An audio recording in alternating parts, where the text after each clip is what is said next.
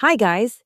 If you are using XAMPP and suddenly run into this red error, MySQL shut down unexpectedly when trying to start it, don't worry. In this video, I will show you how to completely fix this issue in just a few simple steps. First, let's press stop on the Apache service. Now, open your File Explorer, go to your XAMPP installation folder, and look for the folder named MySQL. In here, you will see a folder named Data.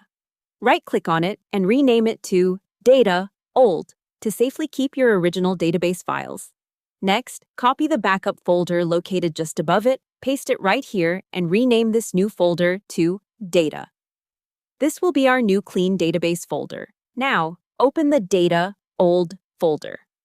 Copy your personal database folder along with a crucial file at the bottom named ibdata1. Go back to the new data folder and paste them inside. When the prompt appears, choose Replace the file in the destination.